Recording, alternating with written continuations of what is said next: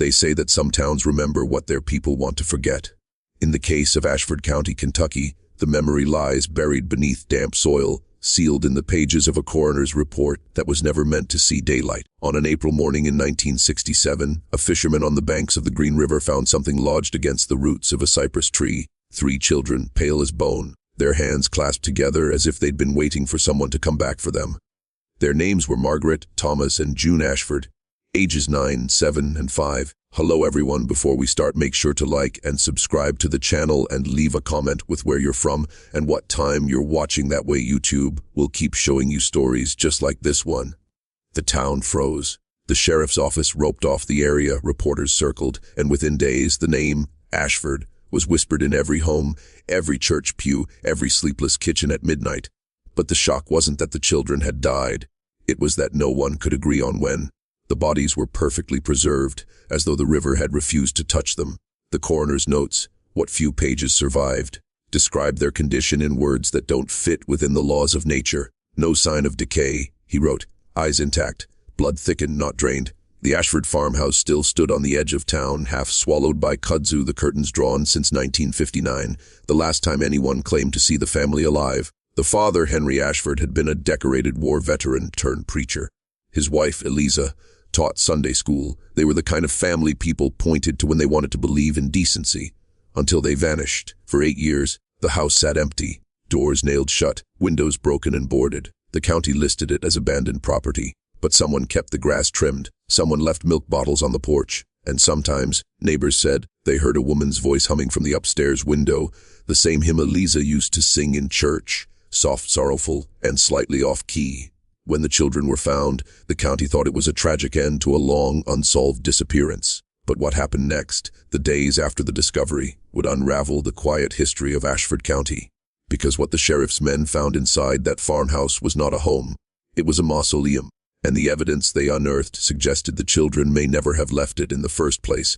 The first deputy through the Ashford farmhouse door was a man named Clyde Marin. He later said the air inside felt thick, like walking into a church that hadn't seen sunlight in 100 years. Dust hung motionless.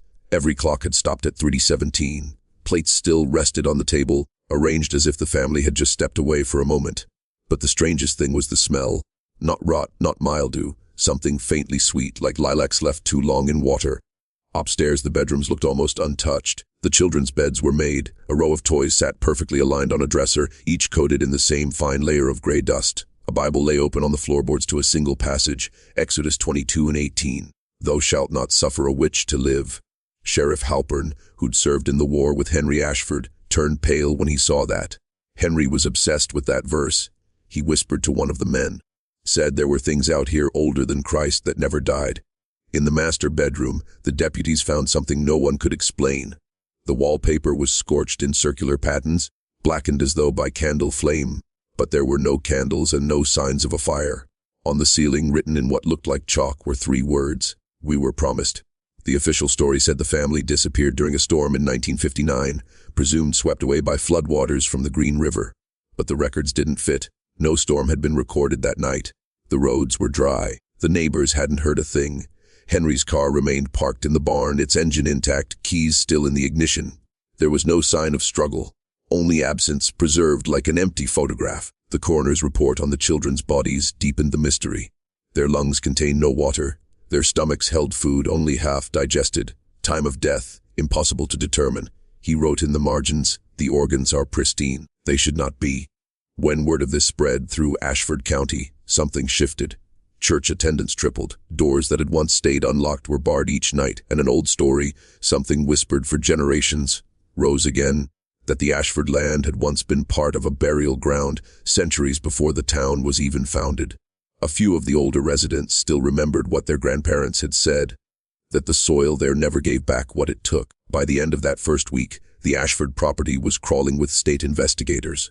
Reporters came from Louisville, Cincinnati, even as far as Chicago. But most of them left within a day, pale and shaken, unwilling to say exactly what they'd seen. The few photographs that survived were confiscated almost immediately. The negatives never surfaced. Sheriff Halpern filed his final statement on a Friday morning.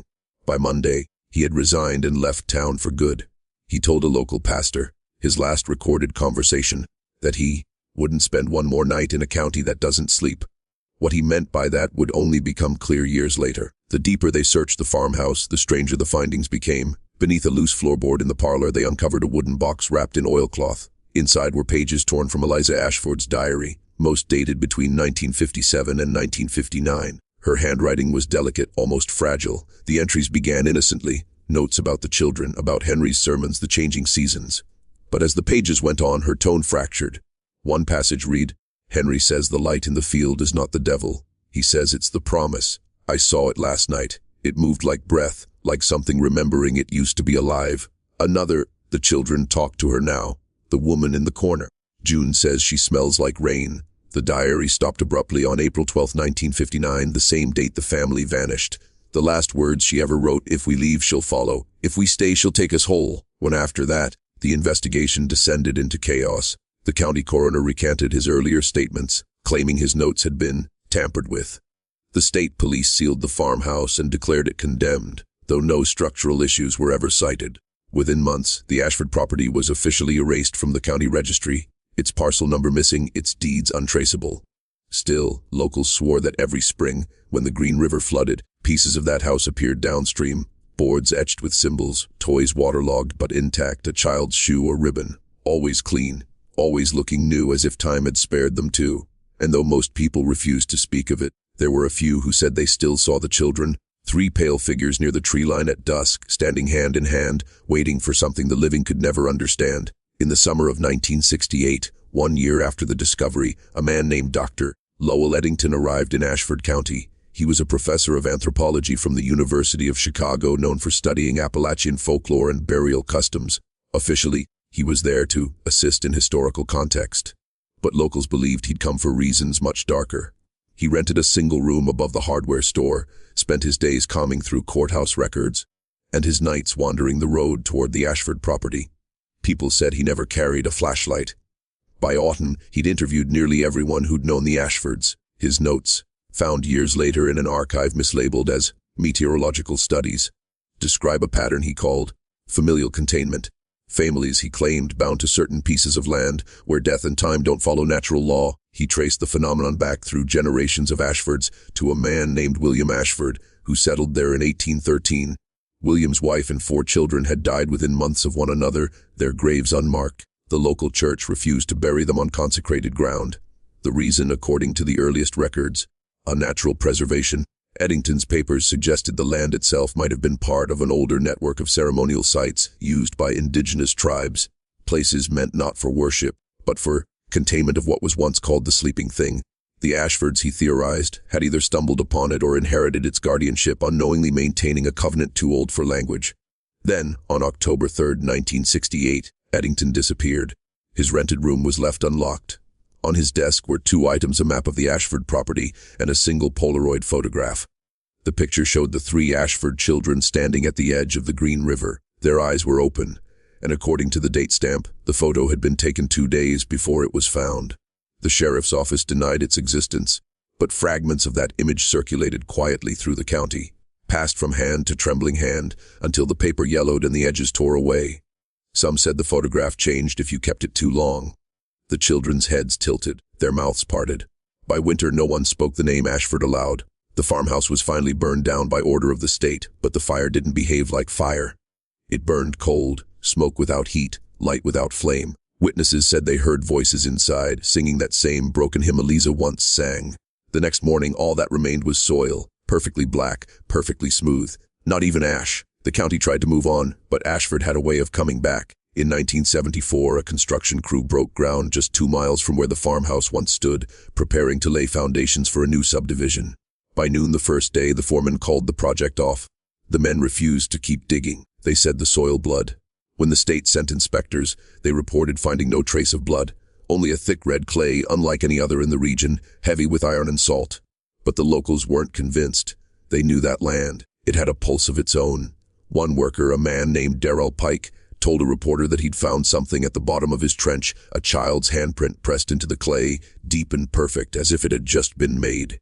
Not long after, people in the surrounding area began to notice things. Electrical outages that followed no pattern. A low hum that traveled through the soil, rising at night. dogs refusing to cross the road near the old property line. The county finally fenced it off for public safety, though no official cause was listed. But the strangest reports came from the children. They started seeing the Pale family. 3 siblings who stood by the water's edge, holding hands, watching. Sometimes they spoke. One little girl claimed they asked her a question, "Does your mother still sing?" Sheriff Halpern, who had long since moved north, returned to Ashford County in 1975. He was sick by then, throat cancer, some said, and had begun writing down what he remembered. In his unfinished notes, he admitted something the public had never known: the children's bodies found in 1967 had vanished from county storage less than a week after discovery. No forced entry, no paperwork. Just gone, he wrote. If they were taken, it wasn't by human hands. I've seen things that don't belong to time. When Halpern died the following spring, his personal effects were boxed and stored in the courthouse basement. They remained there for decades until the flood of 1992 unearthed them again. Pages warped, ink running like veins across the paper. Among them was a sketch, the Ashford children, standing before the river. Behind them, drawn faintly in pencil, a 4th figure. If you're still watching, you're already braver than most. Tell us in the comments, what would you have done if this was your bloodline? By the time the 1990s arrived, Ashford County had learned to live with its silence. The land was fenced off, renamed, and marked as state property. Maps printed after 1980 omitted the name entirely, yet every few years, someone would stumble too close. Curiosity, rebellion, or maybe something else pulling them toward that soil. In 1993, a group of college students from Lexington decided to document the legend for a class project. They brought cameras, flashlights, tape recorders. Only one of them, a Grayson, was ever found. She was discovered 3 miles from the old Ashford site, barefoot, her skin covered in streaks of red clay. When she finally spoke, weeks later, she said, "They're not dead. They're waiting for the rest of us to forget." She never elaborated. She never returned to school. Local authorities dismissed it as hysteria. But in the months that followed, the town experienced something it hadn't seen in generations: a drought. The Green River shrank into a trickle, exposing the riverbed for the first time in living memory.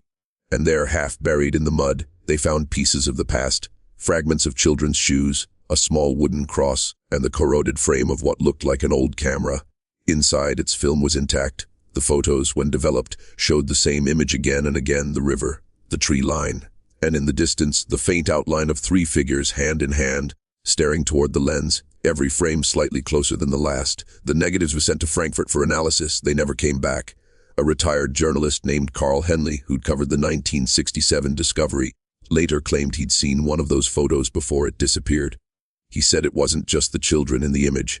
There was someone standing behind them, an adult, or something shaped like one. It looked like a shadow that remembered being human, he said in a taped interview shortly before his death. And it looked like it knew my name. After that, even the mention of Ashford became taboo. Preachers warned against saying the family's name out loud in church. Parents taught their children to cross themselves when passing the Green River. But the silence didn't erase the memory. It preserved it, like the bodies in the water, untouched by time, waiting to be seen again. And some nights, when the fog rolls low across the valley, fishermen still claim they hear the same sound that started it all: 3 voices, soft and sweet, humming an old church hymn that hasn't been sung in 60 years. The Ashford story might have ended there, faded into rumor, softened into myth. But history doesn't forget what's buried in its own skin. In 2014, county developers proposed reopening the land for industrial use. The site survey was routine soil sampling, groundwater testing, drone mapping. Everything went as planned until the final pass over the old Ashford parcel. The drone feed went white, static, then silence, and when the footage reappeared, it showed an image no one could explain. For a single frame, less than half a second, there were faces, 3 of them. Eyes open, mouths closed, skin like porcelain. The timestamp on the footage matched the exact hour of the day the Ashford children had been found. April 9th, 10:43 a.m. The lead surveyor, a man named Patrick Yates, quit his job the next morning. He mailed his resignation in an unmarked envelope with a single note inside: "The ground breathes." Later that year, the county quietly abandoned the project. The official explanation was environmental instability, but those who saw the raw drone feed knew better. And when one of the survey team died in his sleep a few weeks later, no cause, no struggle, no sign of illness, the old whispers came rushing back. Afterward, local archives were reopened to the public for the first time in decades. Someone, no one knows who, had filed a set of missing documents under a false name: the Ashford continuation. Inside were the last pages of Elisa's diary, thought to have been lost in the fire. The handwriting was shaky, the ink smeared, but the message was clear. She said the promise was never to die, only to wait, only to remember. Some believe she referred to whatever the Ashfords had found in that field, the thing older than language, older than the land itself. Others think Eliza was speaking to herself, or to the echo of something she couldn't escape. The county sealed the records again within a month. But people talk. Farmers near the Green River still find fresh footprints where no one's walked for miles. Hollow laughter in the trees, the smell of lilacs on nights when nothing should bloom. And when the moonlight hits the water just right, some say you can still see them, 3 children, waiting on the shore. They don't move, they don't fade. They're patient, and if you look long enough, they'll turn their heads toward you, just to see if you remember their names. Because the Ashfords never left Ashford County. The county left them. And the soil, the river, the quiet dark. They remember everything.